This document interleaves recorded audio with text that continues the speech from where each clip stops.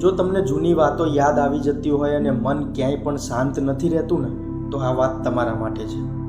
દુનિયામાં સૌથી અજબ મતલબ છે, કામ પૂર્ણ થઈ જાય પછી સંબંધ ઓછો થઈ જતો હોય છે. એવી જ એક વાત અહીંયા મનને શાંત કરવાવાળી રજૂ કરું છું. એક છોકરો સાધુ બનવા માટે સાધુ મહાત્માના આશ્રમમાં જાય છે શાંતિ માટે.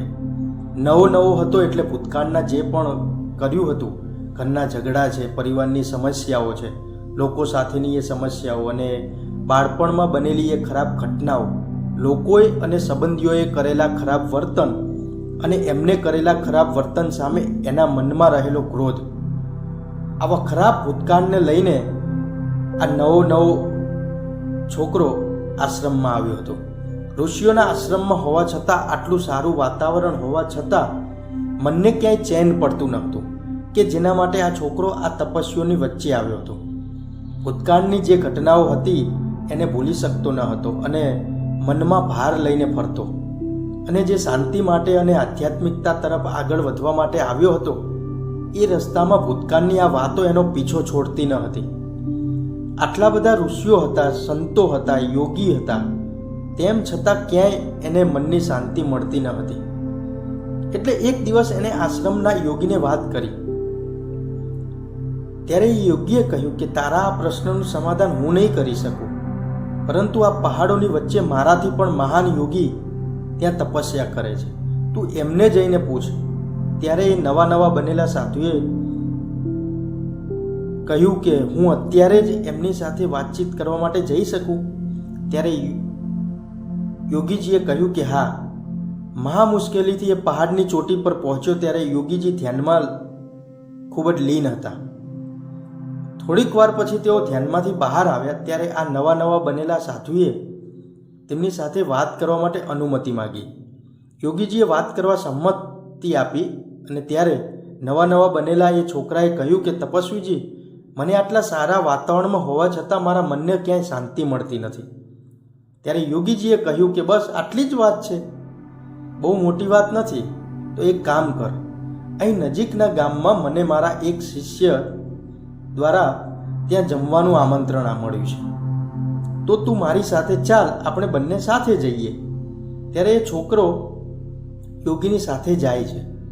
યોગીજીએ કહ્યું કે રસ્તામાં જ જે પથ્થર પડ્યો છે એ પથ્થર ઉપાડી લે અને ચાલવા લાગે.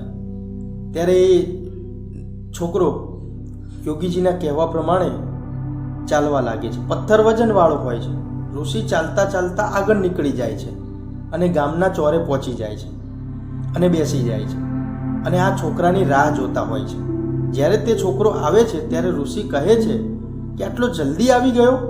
ત્યારે નવો બનેલો એ છોકરાએ કહ્યું કે આ પથ્થર ઉપાડીને અહીં આવવા પાછળનું મને કોઈ તાત્પર્ય દેખાતું નથી.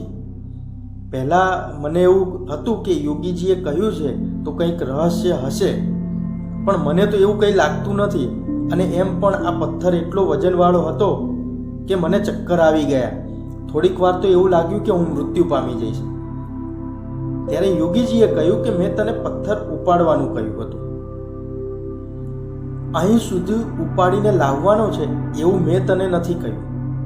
તને ભાર લાગ્યો હોય અને પથ્થર ઉપાડી શકે તેમ નથી તો એ પથ્થર ત્યાં જ છોડી દેવાનો હતો. એ ભારને અહીં સુધી લાવવાની શું જરૂર હતી? ત્યારે નવો બનેલો એ છોકરો યોગીજીની વાતને સમજી જાય છે. યોગીજી કહે છે કે જીવનમાં પણ આવું જ હોય છે. ભૂતકાળની ખરાબ બનેલી ઘટનાઓ કે વાતોને જીવનના પડાવોમાં એને ક્યાં સુધી સાથે લઈ જવી છે તે આપણે નક્કી કરવાનું છે.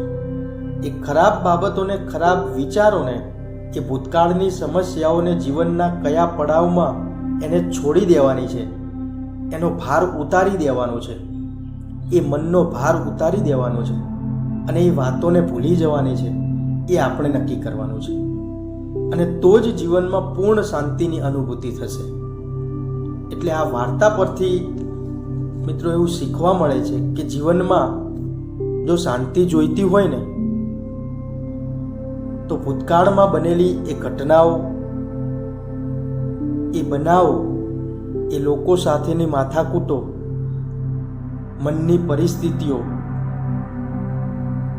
એ ખરાબ ઘટનાઓને, ભૂતકાળની ઘટનાઓને જીવનના પડાવમાં ભૂલીને આગળ વધવું જોઈએ.